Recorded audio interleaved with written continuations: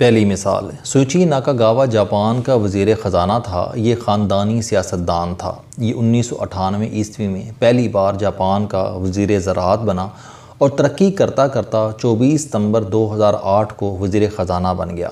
یہ liberal democratic party کا سب سے مشہور سیاستدان تھا اور اس کے کیریئر کی گاڑی سیاست کے موٹر وے پر 150 کلومیٹر فی گھنٹہ کی رفتار سے دوڑ رہی تھی کہ اچانک سوئچی ناکاگاوا سے ایک چھوٹی سی غلطی ہو گئی۔ 14 فروری 2009 کو اٹلی کے شہر روم میں دنیا کے 7 بڑے ممالک یعنی G7 کی کانفرنس تھی۔ کانفرنس کے آخر میں نیوز بریفنگ تھی۔ سوئچی ناکاگاوا کانفرنس میں شراب پی کر آ گیا۔ صحافیوں نے سوال پوچھنے شروع کیے تو میڈیا کو سوئچی ناکاگاوا کے جواب لڑکھڑاتے ہوئے محسوس ہوئے۔ چنانچہ نیوز کانفرنس میں موجود ایک صحافی نے سوئچی ناکاگاوا پر شراب نوشی کا الزام لگا دیا۔ یہ الزام جاپانی حکومت کے نوٹس میں آ گیا۔ یہاں یہ بات قابل غور ہے کہ سوئچی ناکاگاوا جاپانی حکومت کا وزیر خزانہ تھا۔ دنیا کی تمام حکومتیں 4 وزراء کے کندھوں پر کھڑی ہوتی ہیں: وزیر خارجہ، وزیر داخلہ، وزیر اطلاعات اور وزیر خزانہ۔ یہ دعویٰ درست ہے کیونکہ واقعی وزیر اطلاعات، وزیر خارجہ، وزیر داخلہ اور وزیر خزانہ حکومت ہوتے ہیں، اور اگر یہ لوگ اچھے، سمجھدار، سلجھے، مضبوط اور ایماندار ہوں تو حکومت بھی مضبوط اور شاندار ہوتی ہے، اور اگر یہ لوگ کمزور اور بے ایمان ہوں تو حکومت کو رخصت ہوتے ہوئے زیادہ دیر نہیں لگتی۔ سوئچی ناکاگاوا بھی حکومت تھا، لیکن اس کا جرم اس کی اتھارٹی سے کہیں بڑا تھا۔ چنانچہ اس کے خون کے نمونے لیے گئے اور بدقسمتی سے شراب نوشی ثابت ہو گئی۔ لہٰذا سوئچی ناکاگاوا کو اپنے مضبوط ترین عہدے سے استعفیٰ دینا پڑ گیا۔ سوئچی مستعفی ہو گیا، لیکن استعفے کے باوجود جاپانی معاشرے نے اسے معاف نہ کیا۔ وہ سوشل بائیکاٹ کا شکار ہو گیا۔ لوگوں نے اس سے میل ملاقات اور گفت و شنید بند کر دی اور وہ عملاً اپنے فلیٹ تک محدود ہو کر رہ گیا۔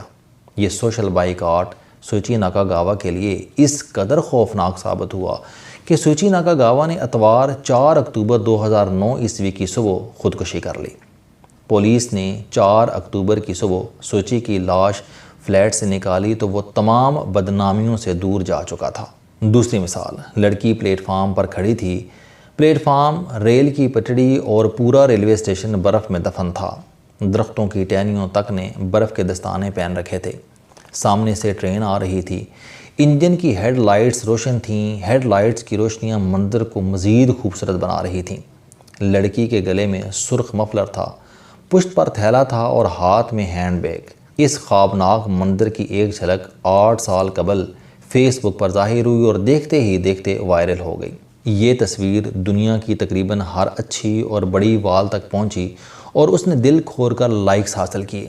یہ جاپان کے گاؤں کامی شراتا کی ایک طالبہ کی تصویر تھی۔ یہ گاؤں جاپان کے ہوکائیدو جزیرے میں واقع ہے۔ یہ بچی گاؤں کی واحد طالبہ تھی۔ یہ روزانہ کلاسز لینے کے لیے شہر جاتی تھی۔ شہر جاپان سے 56 کلومیٹر کے فاصلے پر ہے۔ جاپانی حکومت نے 1932 میں کامی شراتا کی میں مال بردار گاڑیوں کے لیے ریلوے اسٹیشن بنایا تھا۔ گاؤں میں ریل کی پٹڑی اور ریلوے اسٹیشن کی وجہ سے مسافر ٹرینوں کی آمد و رفت بھی شروع ہو گئی۔ لیکن جاپان میں 1987 میں ریلوے کی نجکاری ہو گئی اور یہ اسٹیشن JR ہوکائیدو کمپنی کے پاس چلا گیا۔ کاما شراتا کی میں صرف 40 لوگ رہتے تھے۔ یہ لوگ بھی آہستہ آہستہ دوسرے قصبوں میں شفٹ ہو گئے۔ یوں مسافر ٹرین کی سواریاں ختم ہو گئیں۔ چنانچہ کمپنی نے 2012 میں یہ روٹ اور ریلوے اسٹیشن بند کرنے کا فیصلہ کر لیا۔ لیکن پھر کمپنی کو اچانک اسٹیشن پر 16 سال کی لڑکی کانا ہراڑا نظر آئی۔ یہ کالج کی طالبہ تھی۔ یہ تعلیم حاصل کرنے کے لیے روزانہ ٹرین کے ذریعے ہوکائیدو کے ہائی اسکول جاتی تھی۔ جاپان ریلوے کو جب یہ معلوم ہوا ہماری ٹرین اس طالبہ کا واحد سفری ذریعہ ہے اور ہم اگر یہ روٹ بند کر دیں گے تو یہ طالبہ اپنی تعلیم مکمل نہیں کر سکے گی، تو ریلوے نے طالبہ کی تعلیم مکمل ہونے تک یہ روٹ جاری رکھنے کا فیصلہ کر لیا۔ یہ سلسلہ 3 برس جاری رہا۔ 2012 سے ایک ٹرین صبح اس لڑکی کو کالج لے جانے کے لیے کامی شراتا کی آتی تھی اور دوسری شام کے وقت اسے واپس چھوڑنے آتی تھی۔ یہ طالبہ ان دونوں ٹرینوں کی واحد مسافر تھی۔ جاپانی ریلوے اس طالبہ کی وجہ سے ماہانہ ہزاروں ڈالر نقصان اٹھاتی رہی۔ طالبہ کے کالج کی تعلیم 26 مارچ 2016 کو مکمل ہوئی اور ریلوے نے اس کے بعد یہ اسٹیشن بند کر دیا۔ تیسری مثال، ہیروشیما کا ہائر ٹیکنیکل اسکول 1920 عیسوی میں بنا تھا۔ یہ بنیادی تعلیم کے بعد ٹیکنیکل ایجوکیشن دیتا تھا۔ یہ اسکول 1944 عیسوی میں ٹیکنیکل کالج ہو گیا۔ اس کالج کو ہیروشیما یونیورسٹی کی سپورٹ حاصل تھی۔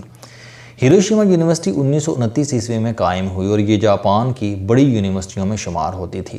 یونیورسٹی کا موٹو تھا کہ try new things, do new things, یعنی نئی چیزیں شروع کریں اور نئی چیزیں بنائیں۔ امریکہ نے 6 اگست 1945 عیسوی کو ہیروشیما پر پہلا ایٹم بم گرایا۔ شہر کا 90% حصہ صفحہ ہستی سے مٹ گیا۔ 80,000 لوگ فوری طور پر ہلاک ہو گئے۔ کل اموات 1,20,000 ہوئیں۔ امریکہ نے 3 دن بعد 9 اگست کو ناگاساکی پر دوسرا ایٹم بم گرا دیا۔ یہ شہر بھی تباہ ہو گیا۔ یہ دنیا کی تاریخ کی سب سے بڑی تباہی تھی۔ جاپان کی کمر ٹوٹ گئی۔ شہنشاہ ہیروہیٹو نے 15 اگست 1945 عیسوی کو غیر مشروط ہتھیار ڈال دیے۔ امریکہ نے جاپان پر قبضہ کر لیا۔ یوں دوسری جنگ عظیم ختم ہو گئی۔ ایٹم بم کے حملے کے وقت ہیروشیما ٹیکنیکل کالج میں طالب علموں کے پریکٹیکل چل رہے تھے۔ کالج کے 95% طالب علم ایٹم بم کا رزق بن گئے۔ صرف مضافات کے نوجوان محفوظ رہے۔ زیادہ تر استاد بھی ہلاک ہو گئے، لیکن آپ جاپانی قوم کی علم پرستی ملاحظہ کیجئے۔ ایٹمی حملے کے صرف 1 ماہ بعد ہیروشیما کی لوکل گورنمنٹ نے مضافات میں عارضی ٹیکنیکل کالج بنایا۔ زندہ بچ جانے والے طالب علم اور استاد اکٹھے کیے، ملک کے باقی حصوں سے لیبارٹری کے آلات یہاں منتقل کیے اور یوں اسٹوڈنٹ کے پریکٹیکل مکمل کرائے۔ زخمی والدین اپنے زخمی بچوں کو کندھوں پر لاد کر عارضی لیبارٹری میں لے کر آتے تھے۔ زخمی استاد انہیں پریکٹیکل کراتے تھے اور یہ لوگ کلاس کے بعد گھسٹ گھسٹ کر کیمپوں تک پہنچتے تھے۔ جنگ زدہ شکست زدہ جاپان نے صرف 4 سال میں ایٹم بم سے تباہ حال ہیروشیما میں دوبارہ یونیورسٹی تعمیر کر دی۔ یونیورسٹی میں 31 مئی 1949 عیسوی میں کلاسیں شروع ہوئیں اور یہ آج تک چل رہی ہیں۔ ہیروشیما یونیورسٹی میں اس وقت 11,000 انڈر گریجویٹ، 4,500 گریجویٹس اور 84 مختلف ممالک کے 1,638 بین الاقوامی طالب علم ہیں۔ ان 17,000 طالب علموں کو پڑھانے کے لیے 3,500 پروفیسر ہیں۔ جاپان میں تعلیم کے حوالے سے 2 روایات حیران کن ہیں۔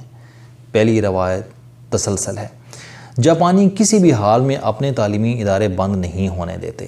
ایٹمی حملوں کے بعد بھی ہیروشیما اور ناگاساکی میں سب سے پہلے تعلیمی ادارے کھولے گئے۔ ہیروشیما کا شہر بننے سے پہلے یونیورسٹی بنی اور اس میں کلاسز شروع ہوئیں۔ دوسری روایت معیار تعلیم ہے۔ یہ لوگ کسی بھی حال میں اپنے تعلیمی معیار کو نیچے نہیں گرنے دیتے۔ جاپانیوں نے ایٹمی حملے کے بعد بھی 5% طالب علموں کے لیے عارضی لیبارٹری بنائی اور زخمی طالب علموں کو پریکٹیکل کرائے۔ آپ 11 مارچ 2011 عیسوی کے سونامی کی مثال بھی لے لیجئے۔ سونامی سے جاپان کے آدھے ساحلی شہر تباہ اور 6 لاکھ لوگ بے گھر ہوئے۔ لیکن آپ جاپانیوں کا کمال دیکھیے، انہوں نے فوری طور پر عارضی سکول بنائے، متاثرہ علاقوں کے بچوں کو ان سکولوں میں منتقل کیا اور تعلیم کا سلسلہ وہیں سے شروع کر دیا جہاں یہ 11 مارچ 2011 عیسوی کو ٹوٹا تھا۔ آپ ان عارضی سکولوں کی فوٹیج آج بھی یوٹیوب پر دیکھ سکتے ہیں۔ میں اس وقت جاپان میں ہوں، میں اسے ایکسپلور کرنے آیا ہوں اور میں آپ کو وقتاً فوقتاً جاپان کے بارے میں بتاتا رہوں گا۔ السلام علیکم۔ آپ اسٹوڈنٹ ہیں، کوئی جاب کرتے ہیں، کاروبار کرتے ہیں یا پھر آپ گھریلو زندگی گزار رہے ہیں۔ اگر آپ اپنی زندگی کو بدلنا چاہتے ہیں تو اس چینل علم دوستی پر آپ زندگی میں کامیابی کے لیے جاوید چوہری صاحب کے موٹیویشنل، سوشل، سیلف ڈسکوری سے ریلیٹڈ اور صحت سے متعلق بے شمار کالم سن سکتے ہیں۔ میرا دعویٰ ہے کہ یہ چینل آپ کی زندگی بدل دے گا۔ اس چینل کا مقصد اچھی باتیں معاشرے میں پھیلانا ہے اور اچھی بات کو دوسروں تک پہنچانا صدقہ جاریہ ہے۔